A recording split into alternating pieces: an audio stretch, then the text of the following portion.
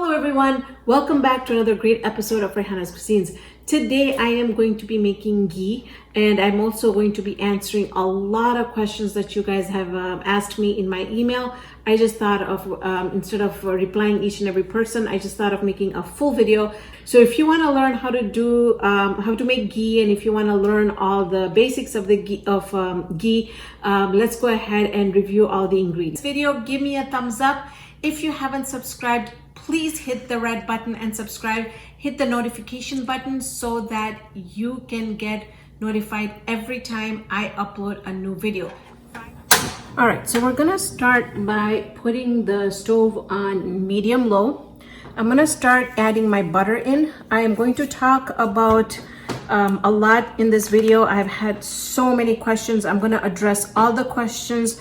If I haven't answered your question, go ahead and put on a comment. I'll make sure that I answer that question for you. So today I am going to be making, I've got 16 ounces or 1 pound each. So I'm going to be making 4 pounds of ghee today. So first question, while I'm emptying this into my pot, I will talk about some of the questions. Question number 1, what kind of butter should I use? Do I have to use Kerrygold butter? No, you don't have to, but if you want to use Kerrygold butter, then go ahead and use Kerrygold butter. I love Kerrygold butter. I use a lot of Kerrygold butter, but and I also have made ghee out of Kerrygold butter. But number 1, Kerrygold butter is expensive, so for those that want to use it, go ahead and use it. It's from grass-fed cows. It's from, honestly, it's up to you. So go ahead and use it if you like. What kind of butter am I using? I actually found this butter at Restaurant Depot. It is, it's just a good premium quality butter. But I have also used butter, sweet cream butter from Sam's. I have also used sweet cream unsalted butter from Costco. Can we use unsalted butter? Because there's a lot of places that don't carry unsalted butter. Yes, you can use salted butter. What is going to happen is all the salt is going to settle on the bottom. When you are using it in recipes, you will not taste any of the salt, because the salt is going to go and settle on the bottom of the pan.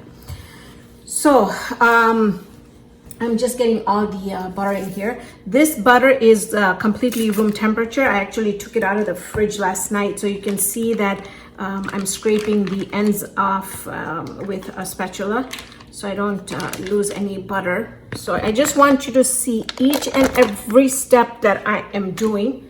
I've also made ghee that has browned a little bit more, and you can call it brown butter if you like. It's delicious. There's nothing wrong with it. It's just a little bit more nuttier, and I love using that kind of a ghee into my mithais or fudge that I make. Just so while that's melting away, I'm going to increase the heat just a little bit because I'm right here.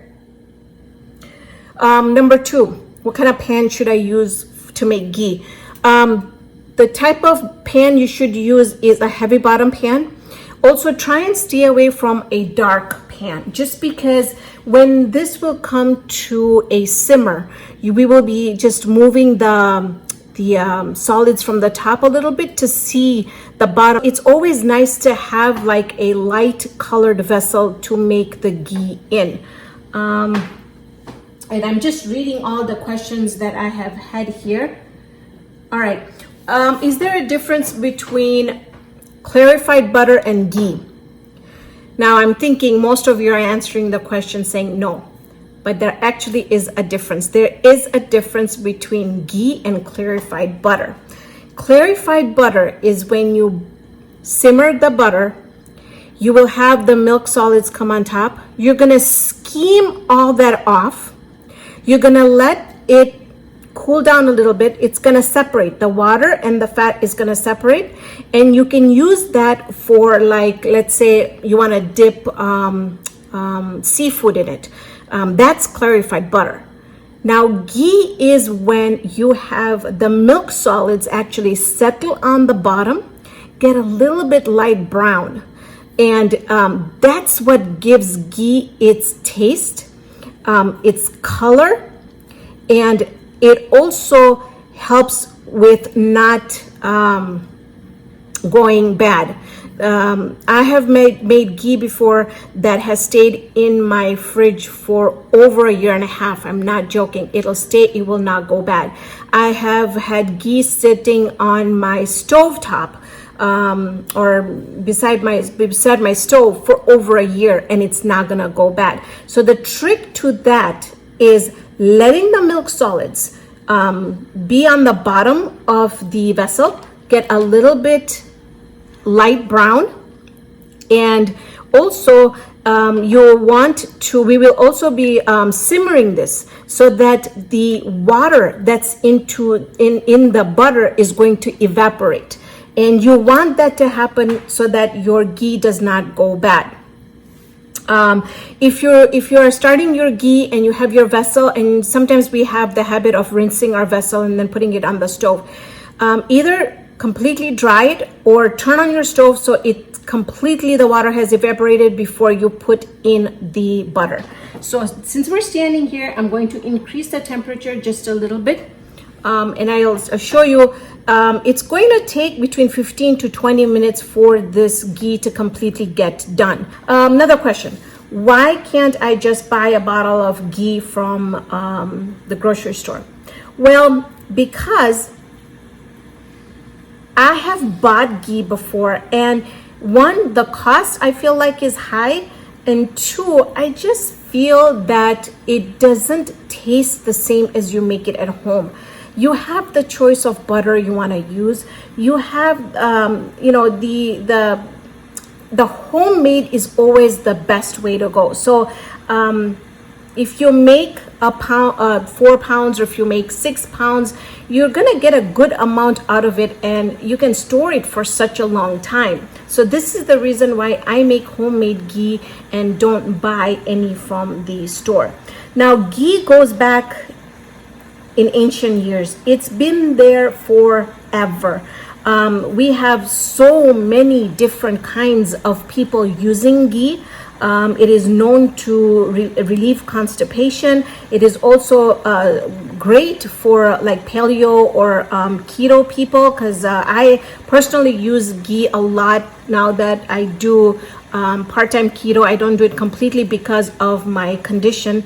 Not having a colon is very, very hard. There's a lot of stuff that doesn't settle and doesn't work with my stomach as well. So I can't do keto 100%. So but it also is very easy to digest. Now you can see here that it has started frothing a little bit, and I don't want it to go over. So at this time, I'm going to go ahead and adjust the temperature to where it's not going to be vigorously boiling. All right, it's just going to be simmering.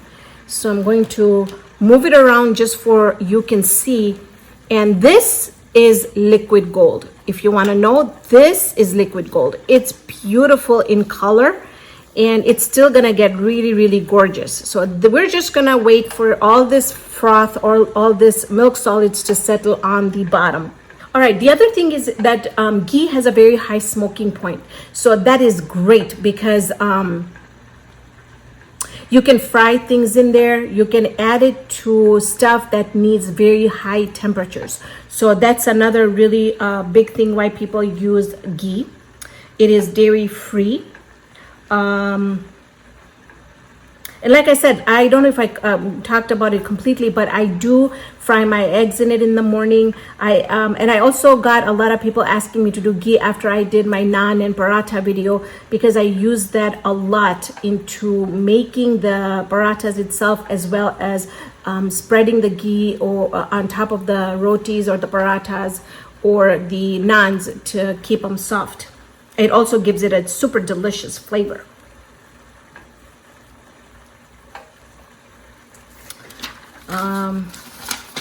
All right, another big question is, why don't I use an instant pot for making ghee? Well, actually, I did use my Instant Pot and I did make ghee in it. And in the end, when I'm closing the video, I will show you why I don't recommend using the Instant Pot.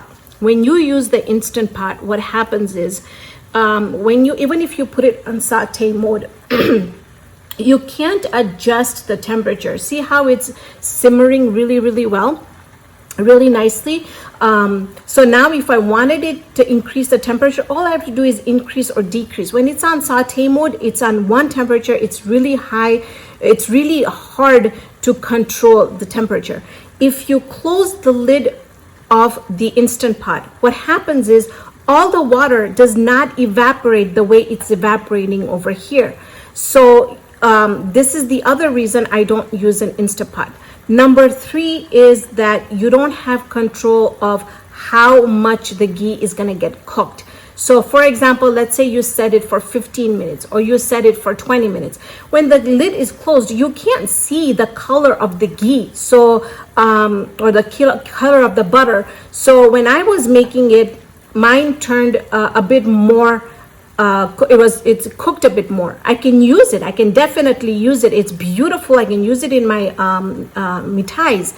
But that ghee, I would not like to use it on my naans because it's got a little bit more of a nuttier taste to it. But that's just my personal opinion.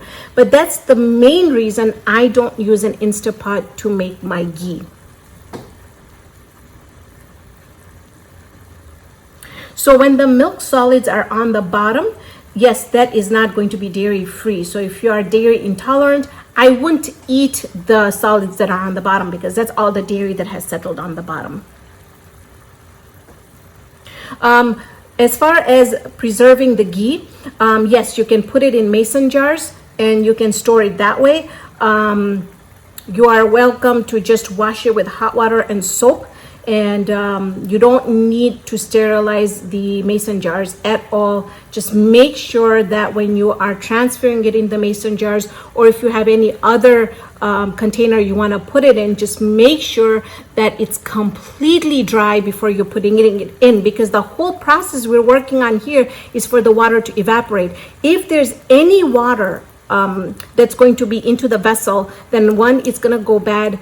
And so I've had a lot of people ask me, well, I make my ghee and it goes bad. That's because somehow the water stayed in the ghee. That's the main reason. What can you use ghee in? You can use it in just about any recipe that calls for ghee. Biryani is another great thing that you can just melt some ghee. And I usually sometimes even put some saffron in it because it's hot. It's going to give it a nice color, and I just drizzle it on top of the biryani.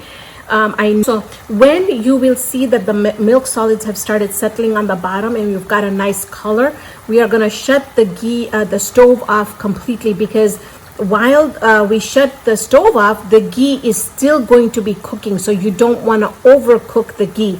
You can see here that the milk solids are getting less and less. Remember how it was completely full on top, and now we can see that the solids are getting less and less, so they're getting a little bit more thicker.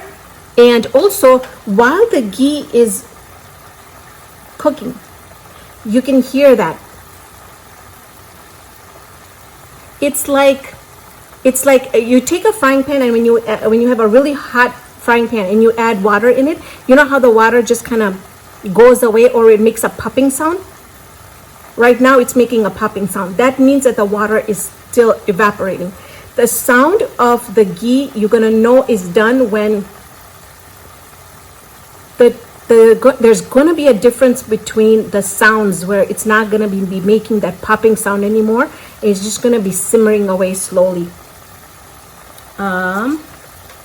And I think I covered all the questions at this point. So just wanted to show you here the whole process of making the ghee. You can see right now that the top is getting very less. I don't see any of the solids yet on the bottom. So I'm just gonna be simmering this away. I am going to time it exactly, so when we come back, I can tell you how many minutes have passed and why I feel like the ghee is completely cooked. I want to show you, it smells amazing. And then if you put a spoon in, you'll be able to tell the color is amazing. And if you look on the bottom, I can see some milk solids that have started to brown. So I'm going to go ahead and shut this off. I'm going to wait for it to cool down just a little bit before I start transferring it into my jars. So I want you to take a look at this. I want you to show you the color. Also, you can see what I am going to do is I'm going to start transferring the ghee into something that I'll be able to pour into my mason jars. So I'm just going to start adding the ghee into here, and you can tell I love this color. If you want, you can cook it less if you like, but I feel that this color just gives it that taste that I'm looking for. Also, there was a couple things that I needed to tell you. This ghee costed me about $12. I don't know if I covered that.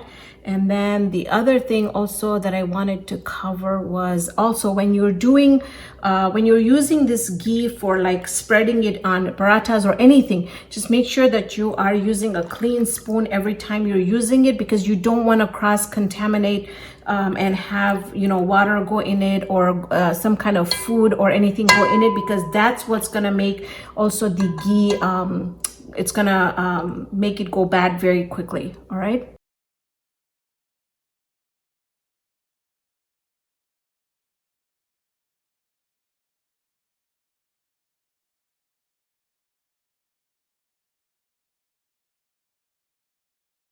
So I wanted to show you the amount of the milk solids on the bottom. I tried to scrape it out so you can see. I like to get them this dark because I like to get the ghee to smell really nice and nutty. As long as the ghee color itself is not super dark brown, then you haven't cooked it too much. So I just wanted you to see that this is how much I cook it. Now, if you wanted to actually have to eat the solids that are on the bottom, then I would not cook it as much. But this is exactly how much I cook it for, and I absolutely love it. And I'll show you, and we will compare the color of this and the one that I overcooked into the Instant Pot. So I've got all my ghee here. I want you to take a look at it. This is the one that we worked on today. I did put it in the freezer because I want you to see the color. Do you see? Okay, do you see this color here? This is still liquid. See that? That's still liquid. This, I put it in the freezer because I really wanted you to see that when it solidifies, this is the color that it's going to look like. It's a beautiful, beautiful color.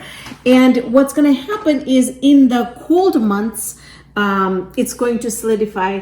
In the warmer months, if it's really hot outside, it's going to get liquid and then it'll solidify again. It's like, it doesn't have to stay solid. If the temperature plays a big role in it. I did manage to get two out of this. So I've got here about 2.5 cups in here. And I would say I've got about 2.5 cups in here. So I've got about 5 cups of ghee that we made today out of the 4 pounds of butter that we did use. Now, as far as the timing is concerned, this here I had made before. This is about 15 to 16 minutes. You can see that it's very, very light in color. I also like to put it in a small container like this. So if I'm using it for my naans or my rotis or my parathas, I'm not contaminating the whole big thing. I'm just dealing with a small amount, all right? This here took us about 20 minutes, all right? So that's 20 minutes. Here, I wanted you to see, this is important because this is the one that I talked about, was the one that I did in the Instant Pot, which is brown butter. Basically, it's very dark in color. The taste of this ghee is remarkable, this ghee here. I actually, you know, it's weird, but when you taste it, it tastes like you're eating Indian fudge or Indian mithai. It's delicious. It's really got that nutty flavor in it. Kind of wanted you to look at all the, you know, all the colors and how everything is. So if you have any more questions that I haven't answered, please go ahead and put it in the comments below. If you want to look at anything, I always have all the information in the description box below.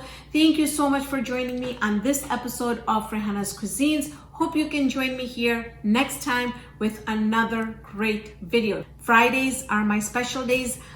Every Friday before noon Central Time, I upload my new videos.